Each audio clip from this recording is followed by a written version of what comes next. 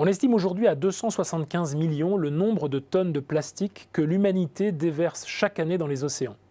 La tendance ne devrait faire qu'augmenter au moins jusqu'en 2100. Tel est le constat accablant d'un texte paru en 2015 dans la très sérieuse revue Science. Face à de telles perspectives, nous voyons se dessiner deux logiques quant à la question détritique. L'une est celle du modèle croissanciste traditionnel dans lequel on imagine pouvoir trouver un jour une solution d'ordre technologique au problème.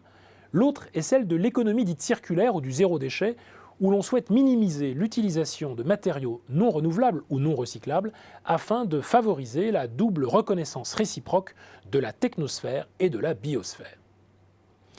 Dans les deux cas, nous dit Baptiste Mont-Saint-Jean, chercheur à l'IFRIS, dans son essai titré Homo detritus, critique de la société du déchet, nous manquons peut-être à la question essentielle, à savoir qu'est-ce que disent les déchets sur les êtres que nous sommes. Pour Mont-Saint-Jean, en effet, ces deux positions apparemment opposées sont en fait sous-tendues par la même idéologie que nous héritons de notre histoire. Cette idéologie qui prend son sens dans l'hygiénisme d'abord, sous l'action notoire du préfet Eugène Poubelle, qui au XIXe siècle fut entre autres l'inspirateur du tout à l'égout, et de l'écologie politique ensuite, et la promesse d'un monde durable et sans surplus.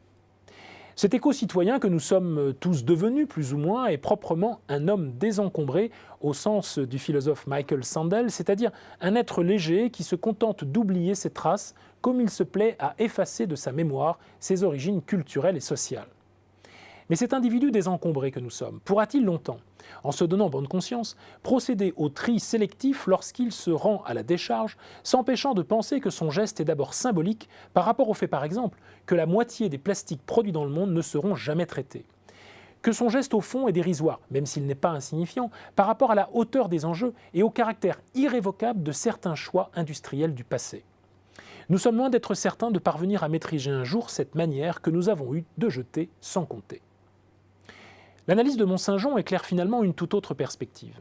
Car n'y aurait-il pas dans ce phénomène récurrent à l'échelle de l'humanité quelque chose qui rappelle la notion de souveraineté telle qu'envisagée par l'écrivain Georges Bataille? Ne vivons-nous pas dans l'excès, non selon un principe d'utilité, précisément pour affirmer notre puissance? Et puis, une société sans trace, est-elle finalement possible et, si oui, serait-elle préférable à la nôtre? L'auteur nous propose plutôt de fouiller ce tas d'ordures, d'étudier nos déchets, pour essayer de comprendre ce qu'ils nous apprennent sur nous-mêmes, sur notre hubris, notre folie gaspilleuse, notre sens profond de la démesure. Il fait alors un travail original d'anthropologue. Nous ne saurions rien du paléolithique, par exemple, si nous n'en avions conservé aucune trace. Mais aussi de rudologue, du nom de cette science qui procède à l'étude systématique des restes abandonnés et des débris quels qu'ils soient.